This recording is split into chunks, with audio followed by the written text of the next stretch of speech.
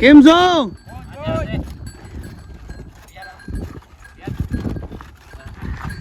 ક્યાંથી આવો રે? હું કાંઈ અચ્છા અચ્છા, આ રસ્તો ચાલુ હે કે નહીં? રણમાં કામ ચાલુ છે રસ્તાનું અને રસ્તો બંધ છે. તો કામ ચાલુ છે અને રસ્તો બંધ છે. તો ખુશખબરની વાત ચાલુ છે કે નહીં પછી આપણે વાત કરીએ. એટલે અહીંયા જે આપણે રાપર ગાંધીધામથી જતા હોય, સામખિયારીથી રાપર થઈને જતા ખડીરમાં, તો એમના માટે ત્યાંથી તો જવાય છે, રાપર થઈને બાલાસર થઈને આપણે વ્રજવાણી થઈને ખડીરમાં. પણ અહીંયા જે આપણે કુડા કાકરવા, જે ભચાઉથી રોડ ગયો આપણે ભચાઉથી રાપરવાળો, ત્યાં કુડા કાકરવા આવે. કુડા કાકરવાથી આપણે આવે આપણું ગામ અહીંયા ભૂલાઈ ગયું, 1 મિનિટ, ભરૂડિયા. ભરૂડિયાથી એકલ માતા લગભગ અહીંયા 2 કિલોમીટરના અંતરે છે, બરાબર. અને ત્યાંથી પછી આવે છે 16 કિલોમીટરનું રણ. મને એમ જાણવા મળ્યું કે ભાઈ અત્યારે હજી બિલકુલ રોડ પ્રગતિના ઉપર છે, તો રિક્વેસ્ટ કરી તો બાઇક જવા દે છે. અને 4 વ્હીલર હવે આયા ખરા, પણ હવે વચ્ચેથી પાછા વર્યા છે કેમ એ કાંઈ ખબર નથી.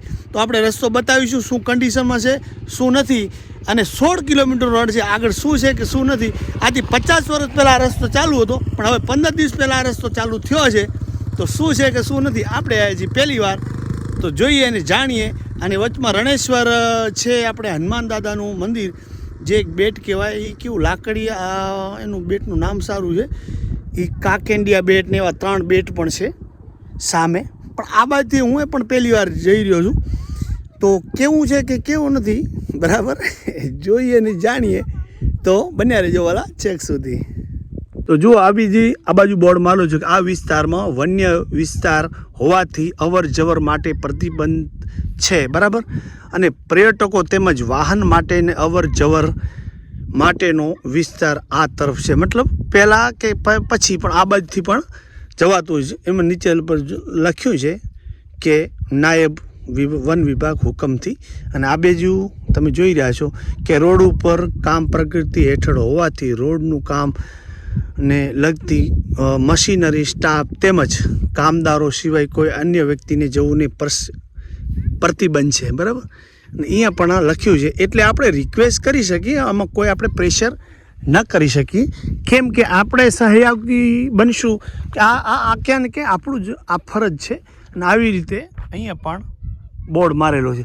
હવે 16 કિલોમીટર રોડ છે અહીંયા અમને લોકલ માણસોએ કીધું. અને હવે જઈએ જાણીએ શું છે કે શું નથી.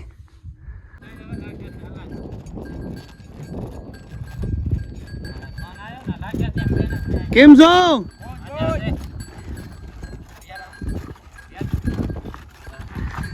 ક્યાંથી આવો રે? હું કાંઈ અચ્છા અચ્છા, આ રસ્તો ચાલુ હે કે નહીં? તે આ તમારું કયું ગામ? અચ્છા, તો આ બાજુ અહીંયા કામ પર ગયા છો કે ઉમાંથી આવો રે? ખડીરમાંથી?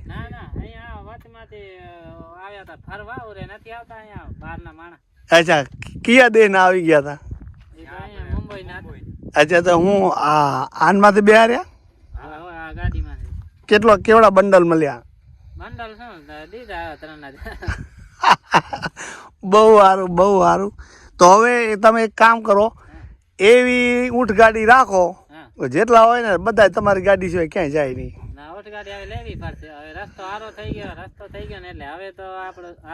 ઊંટિયાનો શણગાર બંગાર સજાવો, ઊંટિયો હોજો રાખો, અને પછી અહીંયા એક બોર્ડ મારી દો શણગારીને, એક મોટું પોસ્ટર, અને પછી જો મજા.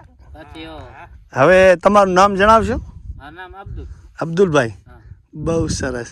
ટોકરી બોકરી મસ્ત બાંધો. ઊંટિયાની ટોકરી તો નનકી છે. બહુ સારું, બહુ સારું, બહુ સારું, બહુ સારું.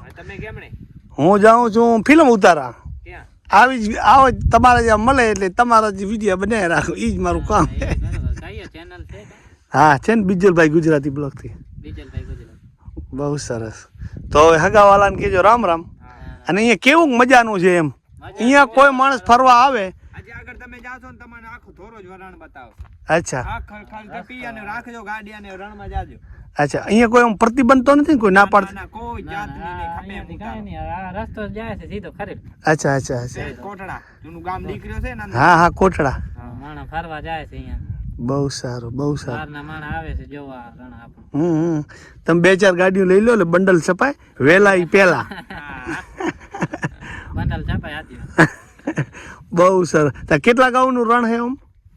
રણ તો ઘણું છેટો છે, 35-40 કિલોમીટરનું. ના, આ 16 ગાઉનું ડિસ્ટન્સ છે, એમ વાત મળી આપણે. એ તો આ તો સોર સો ને, ગામ. આ તો સોર. ઈ તો ઘણો હોય ને, આમ તો પાકિસ્તાનમાં છે. ક્યાંય હશે ઈ ગામ. પાકિસ્તાન. હા આમ તો સોર ગાવ છે હોય, આ બાકી અહીંયા તો આપણે હા તો નામ ખરે હા હા અહીંયાથી ઓડી થાય.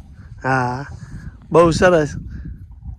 ઊંટિયાને તરસ બરસ લાગી છે. હા, અહીંયા રણમાંથી નીકળે તો પાણી લઈ આવવું જરૂરી છે. એ તો જરૂરી છે. અહીંયા વાતમાં પાણી નથી અને વાહન જો જેવું તેવું હોય તો તો વાતમાં ફસાઈ જાય. હવે અહીંયા તો આ રસ્તો તો મારો છે પણ અહીંયા બગડી જાય તો હવે પછી શું કરવું? હા, પાણી લઈ આવું અને જેવું તેવું પંચર થાય એવું વાહન ન લઈ આવું. હા, હાથી ને આવી રીતે કાચો રસ્તો હે, કાચો રસ્તો. હજી પાછું પંચર થઈ જાય જય ભગવાન. પછી જો પછી ભલે એટલે સરવાળે આમ ના આવે એમ માણસો સારું, કેમ કે હજી પૂરેપૂરું કામ નથી થયું એટલે. ઘરથી હજી પક્કો થઈ જશે પછી જે હારો એમ રસ્તો હારો થઈ ગયો. હા, બહુ સરસ બહુ સરસ.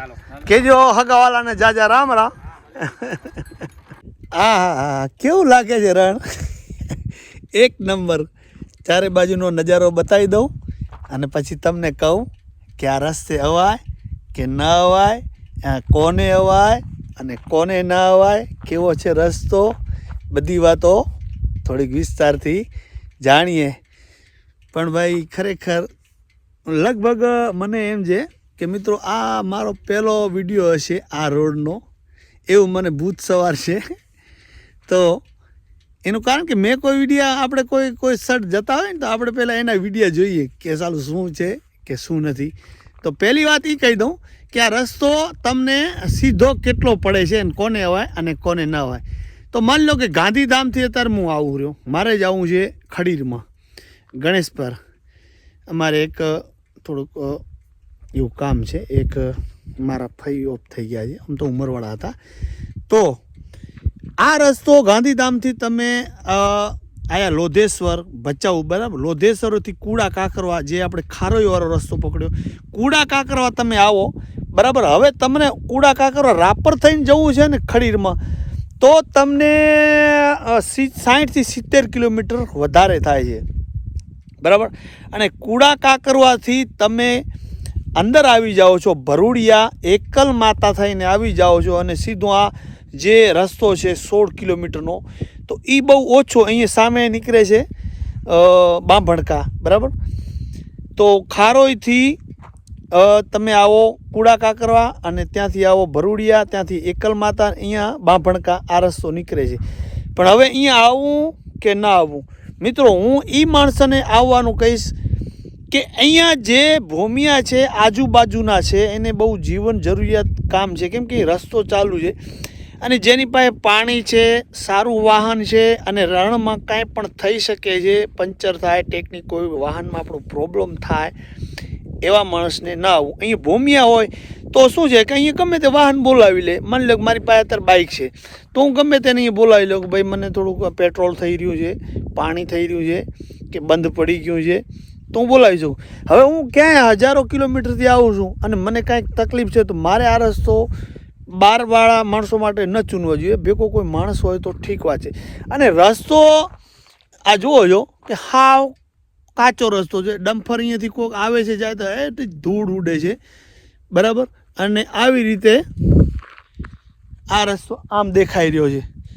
એટલે શોખથી આવો, સાવચેતીથી આવો તો અવાય, પણ સરવાળે ન અવાય તો સારું.